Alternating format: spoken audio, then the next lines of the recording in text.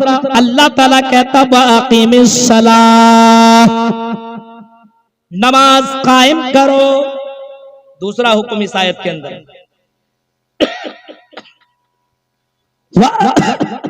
वाक़िमिस्सलाह, नमाज कायम करो।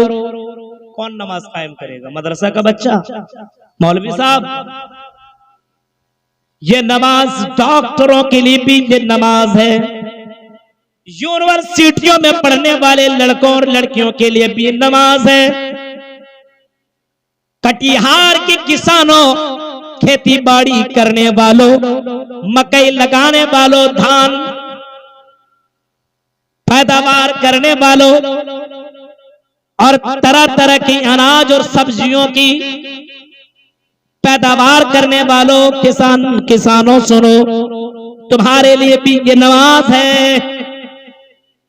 होटल और चाय बेचने वालों, होटलों में तुम्हारे लिए भी ये नमाज है। अल्लाह कहता वाक़िमिस्सलाह, नमाज कायम कर। अगर तू खड़े खड़े नमाज नहीं पढ़ सकता तो अल्लाह के नबी फरमाते कि तुम बैठ करके नमाज पढ़ो, और अगर बैठ करके नमाज नहीं पढ़ सकते हो तो अल्लाह के नबी कहते हैं लेट करके ही सही, तुम लेट करके नमाज पढ़ो। और अगर लेट करके भी नमाज पढ़ने की ताकत ना हो तो अल्लाह के नबी कहते हैं इशारे में अगर नमाज पढ़ सकते हो तो इशारे में भी नमाज पढ़ो, तुम्हारी ये नमाज मानी जाएगी। औरतों, तुम्हारे लिए भी ये नमाज है। और अल्लाह के नबी ने फरमाया अगर औरत नमाज की पाबंदी करने लगे, अल-मर्रतु इज़ा सल्लत खम्सहा, फरमाया अगर औरत 5 वक्त की नमाज पढ़ने लगे तो उसके लिए जन्नत की बशारत है। अगर मर्द नमाज पढ़े तो उसके लिए भी जन्नत की बशारत है। अल्लाह के नबी फरमाते हैं कि क़यामत के दिन सबसे पहला सवाल बंदों से जो किया जाएगा वो यही सवाल होगा, अव्वलु मा युहासबु बिल अब्दु यौमल क़ियामा अस्सलाह। सबसे पहला क्वेश्चन नमाज के बारे में होगा, आई मेरे बंदे तू दुनिया में नमाज पढ़ता था कि नहीं पढ़ता था? अगर नमाज पढ़ता था तो कामयाब, जन्नत में चला जा। अगर नमाज नहीं पढ़ता था तो तू जन्नत में जाना दूर की बात, उठा पकड़ो और जहन्नम के अंदर इसको डाल दो। जब सवाल करेंगे जन्नती जहन्नमियों से, मा सलककुम फी सकर, आई जहन्नमियों तुम जहन्नम के अंदर क्यों चले गए? दुनिया में बड़े ठाट बाट से रहा करते थे, दुनिया में बड़े आराम से रहा करते थे, खाते थे, पीते थे, चलते थे, दौड़ते थे, भागते थे। आई लोगों, आई जहन्नमियों, तू जहन्नम के अंदर क्यों चले गए? क्या मामला है? कुरान ने जवाब दिया, वो पहला जवाब यही देंगे, लम नकु मिनल मुसल्लीन, हम दुनिया में नमाज नहीं पढ़ते थे, लंबी लंबी हाँकते थे, लंबी लंबी बातें करते थे, हिजाब तो लगाते थे, हम मुसलमान अपने आप को तो मानते थे लेकिन नमाज नहीं पढ़ते थे, जिसकी वजह से अल्लाह ताला ने हमें जहन्नम के अंदर डाल दिया। आई लोगों, सिर्फ जलसे सुनने के लिए आया मत करो, बल्कि जलसों के अंदर जो बातें तुम्हें सुनने को मिलती है अल्लाह से दुआ मांगो कि अल्लाह इन बातों के पर हमें अमल करने की तौफीक दे। मेरे भाइयों, अल्लाह ने इस आयत करीमा के अंदर जो दूसरा हुक्म दिया है, ऑर्डर दिया है, और अल्लाह ने बंदों से कहा है कि वाक़िमिस्सलाह, नमाज पढ़ो, नमाज कायम करो। इन्नस्सलात कानत अलल मोमिनीन किताबम मौक़ूता, अल्लाह ने जो वक्त मुतय्यन कर दिया नमाज के लिए, उन्हीं वक्तों के अंदर तुम नमाज पढ़ा करो। अब कुछ लोग बोलेंगे मौलवी साहब नमाज पढ़ने वाला भी तो डकैती और चोरी और बेईमानी करता है, नमाज पढ़ के क्या फायदा? कितने नमाजी हैं जो नमाज भी पढ़ रहा और झूठ भी बोल रहा? आपके यहाँ भी होता होगा, नमाज भी पढ़ता और पुड़िया भी खाता है, खैनी नहीं खाता है। अब सवाल करने वाला कहेगा मौलवी साहब आपने तो कहा था कि नमाज पढ़ो, क्यों?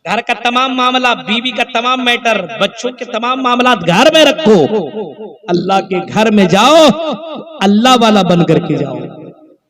अब बंदा मस्जिद में भी गया हुआ, नमाज नहीं पढ़ रहा, बीवी के बारे में सोच रहा क्या क्या बोला लाने के लिए, उसकी नमाज होगी? अच्छा फला फला 4 सामान बोला है, 3 लेकर के जाएंगे, खाना नहीं देगा नमाज ही में। ये सारी बातें सुन, आपने वाकया नहीं सुना?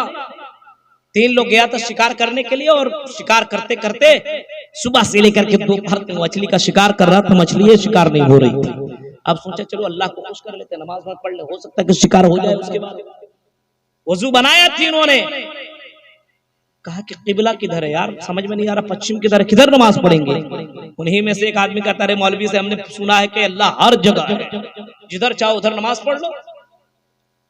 तो चलो समंदर की तरफ मुंह करके नमाज पढ़ लेते, नमाज ही तो पढ़ना है, समंदर की तरफ नमाज पढ़ने लगा। अभी दोपहर तक एक मछली लगी नहीं थी, जैसे नमाज में तीनों के तीनों खड़े हुए अल्लाह ऊपर कहा, एक सामने से बड़ी वाली मछली उछल के कूद करके एकदम सामने आ गई। बगल वाला कहता देखते हो कितनी बड़ी मछली है, नमाज ही में बोल रहा। दूसरा बगल वाला कहता चुप, अरे नमाज पढ़ते हो, नमाज में बोलना चाहिए, नमाज में क्यों बोल रहे हो? इमाम जो नमाज पढ़ा रहा था उसने कहा तुम दोनों बोले हम तो खामोश हैं। तीनों ने बोला।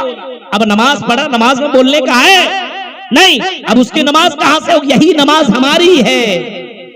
नमाज पढ़ने के लिए गया, मोबाइल साइलेंट भी नहीं करता, मोबाइल में गाने बज रहे हैं तो बज रहे हैं। उसको इतना भी फतवा मालूम नहीं है कि नमाज के वक्त अगर मोबाइल साइलेंट ना हो और मोबाइल बजने लगे, आप मोबाइल निकाल करके स्विच ऑफ करके बंद कर दें, ये मत देखिए किसका नंबर है, उतना देखने की जरूरत नहीं। आप मोबाइल निकालिए और बंद कीजिए, रखिए, इतना कर सकते हैं आप, नमाज हो जाएगी आपकी। लेकिन ये मतलब नहीं कि आप नमाज पढ़ने के लिए आप जाइए और नमाज पढ़िए और दिलो दिमाग कहीं और लगाइए। बहुत से लोग तरावी की नमाज पढ़ते हैं, अब कारी साहब हाफिज साहब कुरान पढ़ रहे हैं, अब उनका दिमाग में कुरान चल रहा है, गाड़ी चल रही है। अब कुछ लोगों को क्या लगता है कितना लंबा लंबा पढ़ा रहा है, कैसे क्या करें, कैसे टाइम बिताए, हिसाब किताब करना शुरू कर दे। दिन भर का हिसाब किताब, दुकान का हिसाब किताब करेगा, तिलावत सुन नहीं सकेगा सही से, उसकी नमाज होगी मेरे भाई? बताओ आप ईमानदारी से, वो नमाज आपको फायदा पहुंचाएगी जिस नमाज के अंदर खुशो खुजो ना हो? फरमाया क़द अफ़लहल मोमिनून अल्लज़ीना हुम फ़ी सलातिहिम ख़ाशिऊन। क़द अफ़लहल मोमिनून, फरमाया कि यकीनन मोमिन ही कामयाब हैं। अगर कामयाबी किसी को मिलेगी तो मोमिन को मिलेगी, यानी जन्नत में जाएगा तो मोमिन ही जाएगा, जहन्नम से बचेगा तो मोमिन ही बचेगा। और फरमाया अल्लज़ीना हुम फरमाया क़द अफ़लहल मोमिनून अल्लज़ीना हुम फ़ी सलातिहिम ख़ाशिऊन, जो अपनी नमाज के अंदर खुशू खुजू इख्तियार करते हैं, नमाज को नमाज की तरह पढ़ते हैं, कौवे की तरह चोंचे नहीं मारते। बहुत से लोगों को देखिए, दूसरे मसलक वाले को, अगर कभी इत्तेफाक को नमाज पढ़ने की, अब अल्लाह ऊपर रुकू में जाएंगे, कब सजदे में चल जाएंगे पता ही नहीं चलेगा, और दूसरे रुकू में उठेंगे, सजदे से रुकेंगे, अल्लाह सलाम अलैकुम हो गया नमाज। उससे बेहतर ज़्यादा तुम नमाज ही नहीं पढ़ते, नमाज काहे पढ़े हो?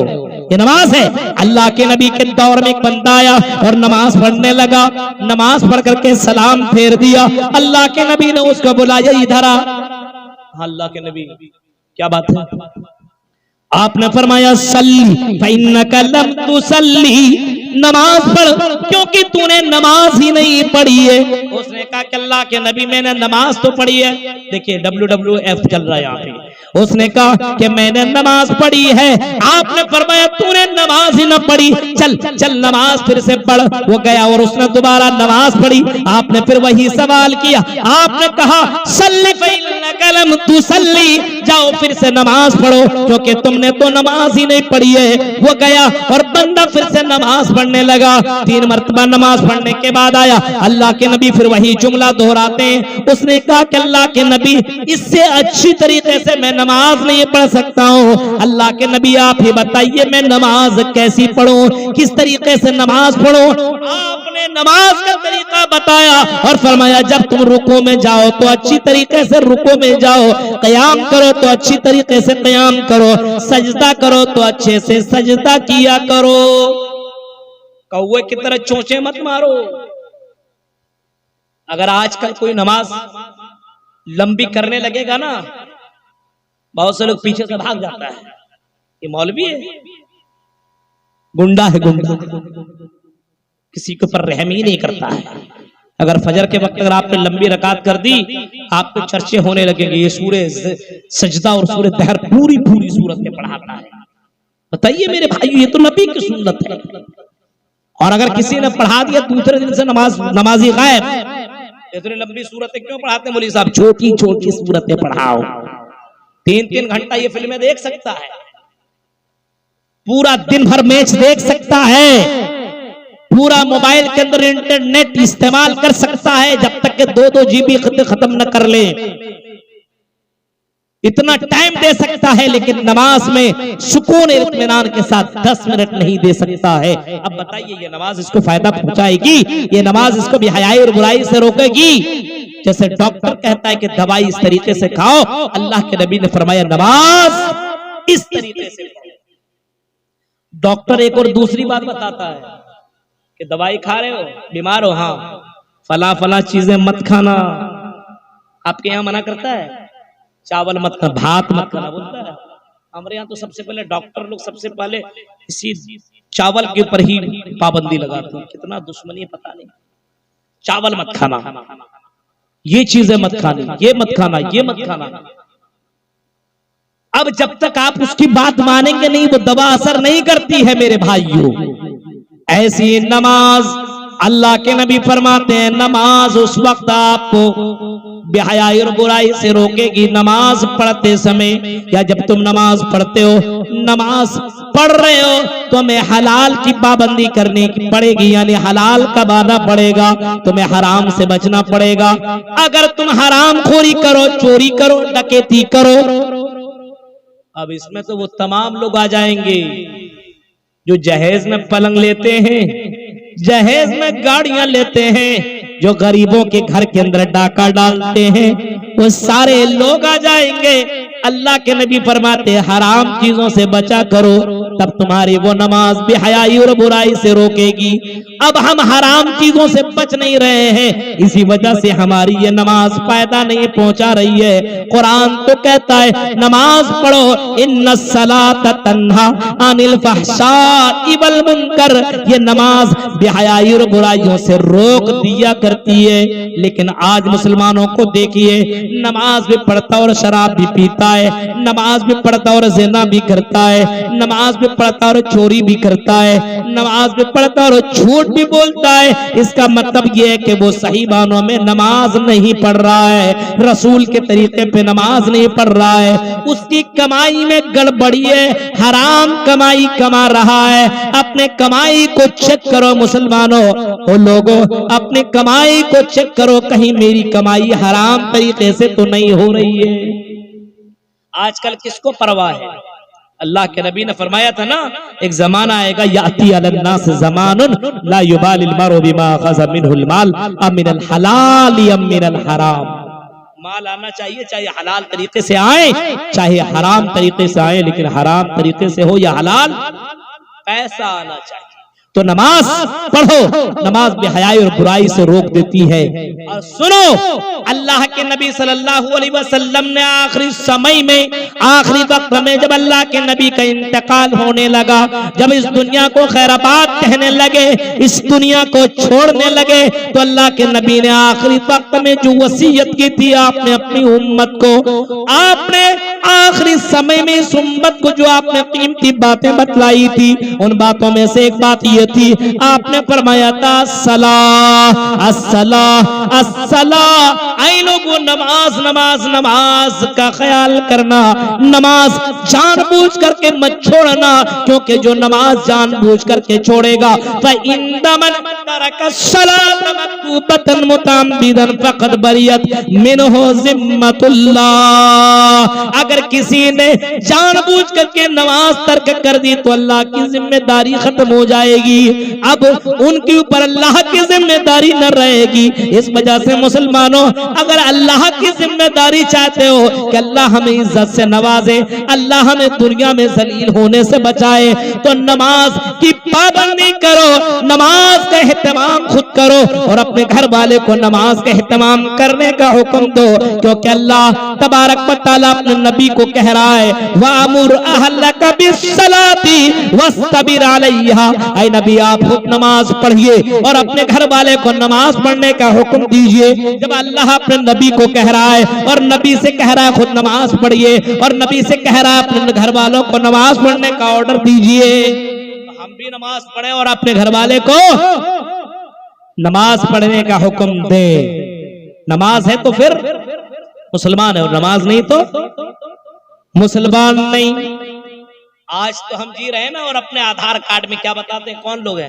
मौलवी साहब, ये शेरशाबादी सीमांचल एरिया के जितने भी लोग हैं ना, अहले हदीस है। अहले हदीस है क्या? अहले हदीस भी नमाज छोड़ सकता है क्या? अहले हदीस भी अपने मस्जिदों को वीरान कर सकता है? अपने मस्जिदों के अंदर मुअज्जिन की आवाज सुनने के बाद क्या घरों के अंदर अहले हदीस भी रह सकता है? उसको तुम किस बुनियाद पर अहले हदीस बतलाते हो? जो नमाज न पढ़े, फर्ज नमाज की अदायगी न करे, वो अहले हदीस कैसे हो सकता है? अहले खबीस तो हो सकता है लेकिन अहले हदीस नहीं हो सकता है। नमाज पढ़ने वाला ही अहले हदीस है, मोहम्मद रसूलुल्लाह के ऊपर चलने वाला ही अहले हदीस है। मेरे भाइयों, जरा गौर करो, नमाज की पाबंदी अपने यहाँ आपको नहीं मिलेगी। अपने यहाँ नमाज की पाबंदी देखनी हो, फजर के वक्त आप मस्जिद के अंदर जाओ तो 4 लोग आपको मस्जिदों में मिलेंगे। ये ठंडी का महीना है, अब शुरुआत हो चुकी है। जैसे जैसे ठंड बढ़ती चली जाएगी, हमारे मुसलमानों के अंदर नमाज की कमी और ज्यादा होती चली जाएगी। कंबल से निकलेंगे नहीं निकलेंगे, बड़ी ठंडी लगती है। आप ही को ठंडी लगती है क्या? नबी को ठंडी ना लगी? नबी के दौर में तो हीटर भी न था, नबी के दौर में गर्म करने का वो मशीन भी न था। आज हमारे गीजर चल रहा है। पिछले मर्तबा हमारे शाहनवाज साहब को बड़ी ठंडी लगती थी, फजर में नमाज पढ़ने जाते थे तो इन्होंने कहा, मौलवी साहब कोई रास्ता बताए। हमने कहा गीजर ले लो। इन्होंने ले लिया। अब सुबह के वक्त बस उसको बटन दबाओ, गर्म हो जाता है पानी और वजू बनाते नमाज के लिए चले जाते हैं। मेरे भाइयों, सारी आसानियां इस दुनिया के अंदर आ चुकी है लेकिन इस्तेमाल नहीं करते। आज गर्म पानी बड़े आसानी के साथ आपको मिलने लगा है, नमाज की पाबंदी नहीं है और अपने आप को अहले हदीस कहते हो। अल्लाह के नबी फरमाते, सुनो, जो नमाज न पढ़े उसको तुम मुसलमान कैसे मानते हो? बैनल अब्दी व बैनल कुफ्र तरकुस सलाह। अगर कुफ्र और इस्लाम के दरमियान कोई चीज फर्क करने वाली चीज है तो अल्लाह के नबी फरमाते नमाज है। नमाज अगर नमाज पढ़ता है तो वो मुसलमान है और नमाज नहीं तो फिर वो मुसलमान भी नहीं। फर्क करने वाली चीज ये नमाज है। अल्लाह के नबी फरमाते हैं अगर कोई आदमी नमाज पढ़ता भी है और सुस्ती करके पढ़ता है तो अल्लाह के नबी फरमाती है जहन्नम की सबसे निचले तबके में जाएंगे। अल्लज़ीना हुम अन सलातिहिम साहून, अल्लज़ीना हुम युराऊन, जो दिखावे के लिए नमाज पढ़ते हैं, जो सुस्ती करके नमाज पढ़ते हैं, ऐसे लोगों को अल्लाह तबारक व तआला जहन्नम के नीचे तबके में दाखिल करेगा। और लोगों, सुस्ती करके नमाजें न पढ़ो, सुस्ती करके और दिखावे के लिए नमाजें न पढ़ो, क्योंकि जो दिखावे के लिए नमाजें पढ़ता है अल्लाह के नबी फरमाते दिखावा अल्लाह ताला को बर्दाश्त नहीं है, ये दिखावा अल्लाह की नजर में शिर्क है। फरमाया मन सल्ला युराई फक़द अशरक, जिसने दिखावे के लिए नमाज पढ़ी तो उसने शिर्क किया। नमाज भी पढ़ रहे हैं और दिखा रहे हैं, लोग हमको नमाजी कहेंगे तो नमाज पढ़ रहा है और जब कोई नहीं है तो चुपके से घर के अंदर बैठा हुआ है। ये भी शिर्क है मेरे भाइयों। अल्लाह के लिए नमाज पढ़िए। कभी कभी रात में उठिए, गांव वाला, ये कटिहार वाला, ये कदवा वाले लोग सो रहे हैं, उठिए, ठंड महीने में उठिए, वजू बनाइए और मुसल्ला लगाइए, अल्लाहू अकबर, नमाज अदा कीजिए। ये नमाज अल्लाह के नबी कहते हैं कि क़यामत के दिन अल्लाह ताला ऐलान करेगा, ओह तहज्जुद की नमाज पढ़ने वालों, आओ तदखुलुल जन्नत बिसलाम, जन्नत के अंदर सलामती के साथ दाखिल हो जाओ। जो तहज्जुद की नमाज पढ़ता था दुनिया के अंदर, आओ जन्नत के अंदर दाखिल हो जाओ। कभी कभी रात की तारीकी में उठो, रात की तारीकी में नमाज के लिए उठेंगे। रात की तारीकी में जब सोचेंगे माँ बाप सो गए, घर वाले सो गए, तो मोबाइल निकालेंगे चुपके से, अब फोन करेंगे गर्लफ्रेंड को, पूरी पूरी रात बात करेंगे, उसकी वही तहज्जुद है।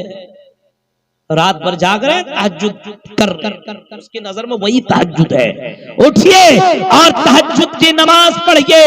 अल्लाह के नबी की जिंदगी देखो, अल्लाह के नबी सल्लल्लाहु अलैहि वसल्लम की जिंदगी देखो मेरे भाइयों। अल्लाह के नबी बख्शाए हुए, हाँ अल्लाह के नबी हौज़े कौसर के मालिक हैं, अल्लाह के नबी सबसे पहले जन्नत का दरवाजा खोलेंगे। हाँ अल्लाह के नबी को इतना ज्यादा मकाम मिला हुआ है, लेकिन अल्लाह के नबी सल्लल्लाहु अलैहि वसल्लम को देखिए। अल्लाह के नबी रात में उठते थे, वजू बनाते थे, नमाज पढ़ते थे, और इतना लंबा लंबा क़याम, इतना लंबा लंबा रुकू करते थे, सजदा करते थे। हजरत आयशा कहती है कि मैंने मोहम्मद सल्लल्लाहु अलैहि वसल्लम को देखा कि इतना लंबा रकात नमाज पढ़ते थे, इतना लंबा क़याम करते थे, आपके पैरों में वरम पड़ जाया करता था, फूल जाया करता था। कभी कभी आप इतना लंबा सजदा करते थे, मुझे ऐसा लगता था कि अल्लाह के नबी की रूह निकल चुकी है। मैंने अल्लाह के नबी से पूछा, आए अल्लाह के नबी, आए मेरे सरताज, क्यों इतनी लंबी लंबी रकातें आप नमाज अदा करते हैं, क्यों इतना लंबा क़याम करते हैं, क्यों इतना लंबा सजदा करते हैं? अल्लाह के नबी ने जवाब दिया, आई मेरी बीबी आयशा, अल्लाह ताला ने बेशुमार नेमतों से नवाजा है। अफला अकूनु अब्दन शकूरा, क्या मैं अल्लाह का शुक्रगुजार बंदा न बनूं? क्या मैं अल्लाह का शुक्रिया को करने वाला बंदा न बनूं? अल्लाह के नबी कहते हैं इसी वजह से मैं तहज्जुद की नमाज पढ़ा करता हूं। अल्लाह ने ये नेमतें दी है तो रात में उठ करके शुक्रिया अदा करें। ईमानदारी से बताइएगा, ईद के बाद अब तक कितने लोगों ने तहज्जुद की नमाज पढ़ी? जितने लोग हैं ना ये यहाँ बैठे हुए, कितने लोगों ने तहज्जुद की नमाज पढ़ी है? एक कभी हाथ नहीं उठेगा, और मौलवियों से नहीं पूछेंगे, वरना मौलवी का बड़ा डेंजर दुश्मन हो जाता। अभी देखिए कितने फतवे जारी हो गए, एक से एक फतवा। दो अल्लामा मौलाना अबुल कलाम आजाद ने कहा था ना, 70 सांप एक सुराख में रह सकते, लेकिन 2 मौलवी एक कमरे में नहीं रह सकते। बहुत डेंजर मामला है मेरे भाई। क्यों? जरा तसव्वुर करो और सोचो,